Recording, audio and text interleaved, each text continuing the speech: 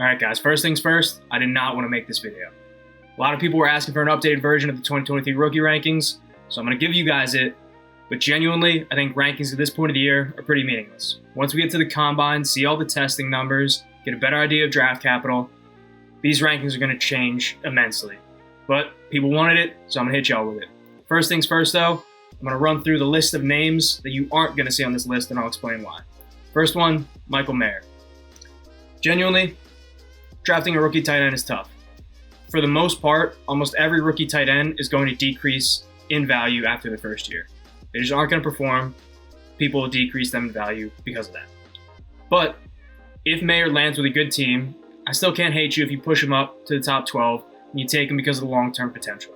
Just know that people are probably going to hit you with some low balls if he doesn't perform in his first season, which is very likely for a rookie tight end. So I'm of the opinion, just trade for a tight end after the rookie year. If you really love them, if you still think they have that long-term potential, trade for him 1-2 years after they get drafted at a buy low point. Or if you really need a tight end, send a super late pick or just pick up some old tight end that'll still hit value in redraft leagues for a 1-year loaner. But that's why Mayer's not going to my top 12, just because it's difficult for me to draft a rookie tight end. Next, we're going to go with a couple running backs who I left off this list, not because I don't think they're good, just because their ranking is going to be so dependent on combine results and draft capital. And to be honest with you, that's just a shit show right now. So I don't blame you if you love any of these guys. They want to go in your top 12, but for me, I'm leaving them out just because I really think the range is too far to put them in the top 12, for me at least. But certainly have talent. We'll see how it pans out for all of them. That's going to include Zach Evans, Devin Achane, Tank Bigsby, and Sean Tucker. Now, all of these guys can certainly get slotted into the top 12. But again, the range is too far right now. It's just too far. I'm not going to put them in the top 12 right now because I don't have an idea of how they will test or the draft capital they're going to get. With that said, let's start off with number 12. I'm going to go Zay Flowers, wide receiver out of Boston College. I just think Flowers is good, straight up. And it looks like he should get the draft capital. If you want to have any basis for my idea of draft capital, one of the great resources is Mock Draft Database, NFL Mock Draft Database, I believe. I'll put the link in the description. Basically, just compiles every mock draft, gives you the output of where every player is projected to go. So, pretty great resource. Flowers looks like he'll get decent capital. I think he's very good. Had a good sophomore season too, so he's good for the analytics side of things. Yeah, I think he's a safe 12. Not really going to blow you away. Realistically, once we get to the actual draft, he'll probably be an early second rounder, but for right now, he's a safer bet for me at 12 than the other guys who have a wider range of outcomes, but will likely, one or two of them, be above him once we move further on in this process. At 11, Josh Downs. Now, I'm a big Josh Downs guy. I think he's very talented, amazing production, and I think he's a receiver that isn't going to go super high because he's not a big body receiver, but he's still a receiver that a lot of NFL teams want because of what he can do after the catch. So he's still, I think, going to get pretty good draft capital. I'm expecting late second, third, maybe even early second. Really depends what teams get out of him in the draft process. But I think Downs is really talented, and I think he's kind of one of the steals in the later first, early second. Number 10, probably going to get a lot of hate for this because I left those other running backs off the list. I'm going Zach Charbonett. Now I know, same reasons with the other guys apply to Charbonnet. Still need the testing, especially with Charbonnet because he's not that fast. So if he runs a very slow 40, he's done so. And draft capital as well. But I think Charbonnet is a better bet for draft capital, and I'm just personally a huge fan. He has some great advanced statistics. His yards after contact is great. His yards after contact in comparison to his yards prior to contact, he didn't have amazing blocking, and he still left up pretty good yards after contact numbers. His yards above expected per play was very good. So a lot of reasons to believe in Charbonnet like I do. But again, wide range for these running backs that aren't named Bijan Robinson and Jahmyr Gibbs. Because testing and draft capital are paramount at the running back position. Then at 9, Will Levis. I'm personally not a huge Levis guy. Got a little bit of hate because I reacted to a video on TikTok and YouTube Shorts of a guy saying that Levis is going to go number 1 overall. I still do not believe in that at all. I think that's crazy. Levis will probably go top 15. That's what it looks like right now.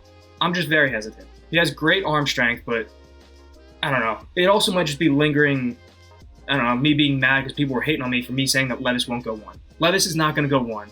I understand the reasoning why. You know, he's great arm talent. He can do all this. He can throw it super deep. He's got a Mahomes arm.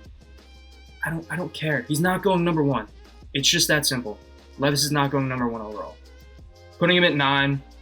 It's kind of a safe little bet here. But yeah, I really am not a huge Levis guy. If you are, please hit it with me in the comments. Just a genuine kind of reasoning why. Because I don't hate Levis by any means. I still think he's talented. I just thought that the idea that he was going to go number 1 was too crazy for me. But hit me with it in the comments if you're a Levis fan. Now at 8, I'm going to go Jordan Addison. Addison did not have the season that I really wanted out of him at USC, but he's a great player. Simple as that. That Pitt season with Pickett just kind of showed all I think scouts really needed. As long as Addison didn't put up like 100 yards on the season, even if he did, he'd still probably get first-round draft capital because of that season before.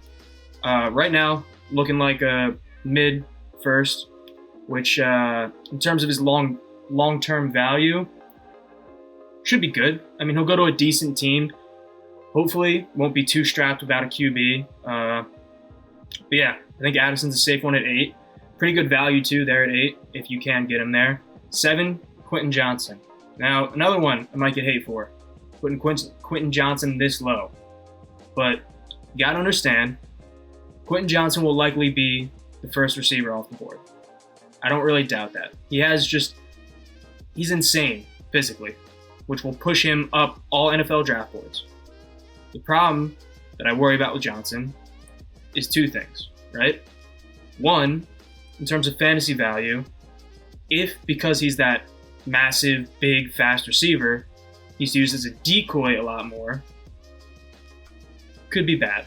I don't think Johnston will be a decoy just because he's not that uber fast receiver that just is used to stretch the field. You know, like he's not John Ross, right? He can actually go up and get it too. The problem though is I'm worried that Johnston will end up with a team without a set in stone good quarterback. Genuinely.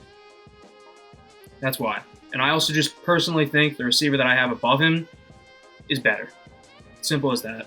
But won't hate you if you like Johnston earlier. Genuinely, he probably won't fall to 7 in your draft. But I'll explain why. I got this guy at 6, Anthony Richardson. Now, Richardson right now is looking at similar capital to Levis. And I think if he goes at all in the first, which I really don't think he will, I think it's kind of an overestimation by the people that are running mocks, trying to get views, trying to get clicks. I don't think Richardson goes in the first. He's kind of a project, to me at least, but he has that rushing potential, which is insane. So if he does go in the first, I wouldn't be surprised if you bump him up to 4. Genuinely. Because that rushing potential and first round draft capital locking him in to a decent amount of time being the starter, I mean, I don't need to explain to you how important rushing is at the quarterback position for elite fantasy value. It's so much easier when you have a rushing quarterback on your fantasy team. 5, Gibbs. I love Gibbs. Genuinely, depending on landing spot, I could maybe even see Gibbs at 4 if he gets that perfect landing spot. I'm kind of a big Gibbs fan. This might be a little blasphemous. I really kind of think in terms of fantasy, there might not be that crazy of a drop-off between him and Bijan. That's mainly because I think Gibbs is just an amazing pass catcher. Simple as that. But Bijan's going to get that crazy draft capital where, I mean, in terms of where you're going to take in your rookie draft, it's that simple. Bijan's just insane. But I think Gibbs doesn't get enough credit because Bijan is that insane, elite, potentially overhyped? I don't really think so. But because we've just been hearing Bijan 1, Bijan 1, Bijan 1, I think people don't give Gibbs the credit that he truly deserves. And at 4, this is another one people might not like. I'm going JSN. I get it. Didn't play this season. But in terms of his fantasy value, you have to realize because of that, he'll probably end up with a better team. Those are the facts. He'll go later in the first round and end up with a better team and hopefully a solid quarterback. And I think what we saw out of him the season before is all the proof you need. Kind of a similar thing with Addison, right? Even though Addison obviously did play this year and put up some numbers. They're both getting mainly drafted based off what they did the previous year. And I think JSN is more impressive than Addison. People say he's a slot guy. I don't buy it. JSN gets open. Simple as that. Whether you play him in the slot, whether you play him out wide, he gets open. I think he's very talented. That's all I need to know. You beat out just a litany of impressive wide receivers that we saw this past year get drafted. JSN's a dog. Put him at 4, and I'm confident in it. And then at 3, we'll reveal it, CJ Stroud. And 2 as well, I guess, Bryce Young. To me, this is really going to end up as a pick'em, I think. And people, I really don't think they're acknowledging that yet. Young is almost assuredly right now locked in with the Texans, which isn't amazing, but they do have a lot of draft capital to build up around Young as time moves on. But, I mean, it doesn't inspire a lot of confidence, Young ending up with the Texans. And if Stroud were to land up at, let's say, the Lions, with a great O-line, a rushing attack to lean on, great weapons with Jameson and Amon-Ra, I wouldn't hate you if you took a Lions CJ Stroud over a Texans Bryce Young. Like that, you can't hate on that. You can disagree with it. You can prefer Young if you want. I think as a prospect, I still prefer Young, but Stroud will likely end up at a better team. So there's potential that you do move Stroud up over Young as we get closer to the draft. And then with 1, the tried, the true, the legend himself, Bijan Robinson. I mean, it's that simple. If you got the 1 pick, you've known for months that you're taking Bijan. There is potential that he does lose the 1 spot if he runs a horrible 40.